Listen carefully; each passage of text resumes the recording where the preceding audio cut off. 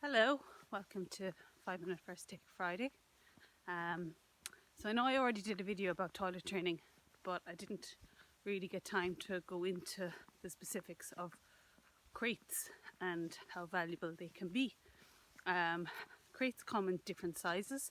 There's wire ones, there's metal ones, there's even material ones out there.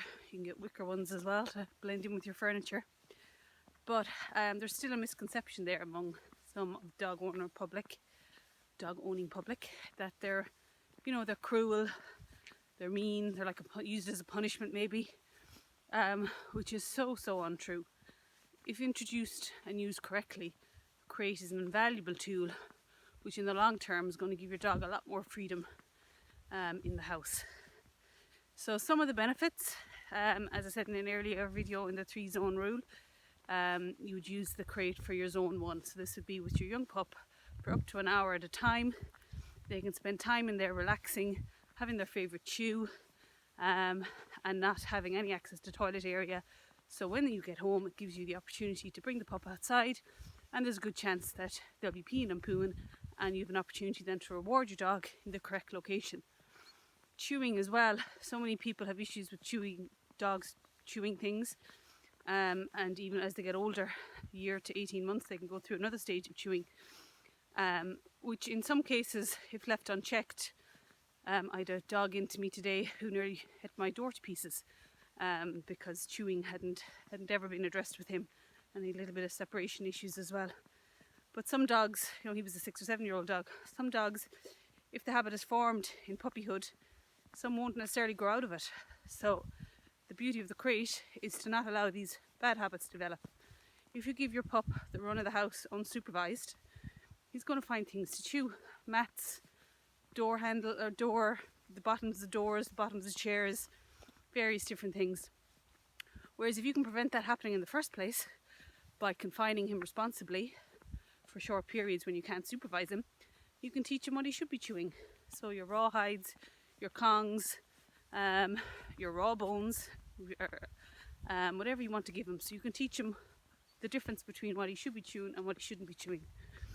Confinement is key with a young dog. So as I said, the more education you give them when they're young, and if you're not there to supervise them, that means confinement, so they can't practice the wrong behaviour, the more opportunity then they have to be rewarded for the right behaviour and to set them up for success in life.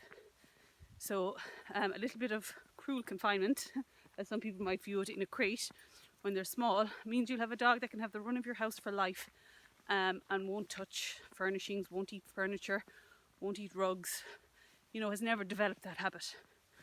I like to keep my crate kind of in a quiet part of the house, usually near to a radiator. I like to cover it over fully, especially when they're young, just leaving the side with the door open so the dog can see out okay. But it just makes it really comfy and cozy. Remember, dogs are in their essence a denning animal. So in the wild, they would be, poking their head out from a tunnel, and that's where they feel most secure. Most dogs, even when introduced to a crate maybe later in life, learn to love them, and they're really valuable for an insecure dog. Insecure dogs, they really thrive on having that safe place to be. And as well as you putting the dog away and confining the dog, you're also preventing people from bothering the dog. So if you have kids and are pestering the dog, and you can't supervise them for whatever reason, of course you're not going to leave your dog there at the mercy of your children. You can pop him into a crate with a nice chewy, and have the rule for adults and kids that when the dog is in the crate, he gets left alone. They need to have their area that they can go to as well and have peace and quiet.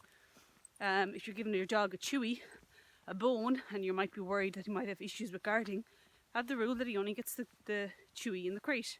And when he's finished with it, you can remove it. This limits the chances that the dog might leave the bone behind the couch or in between the couch cushions and potentially go on to guard it later. So if you do your homework, introduce it correctly, and you'll find that on plenty of websites. Dogs Trust have a good introduction section on how to introduce the crate.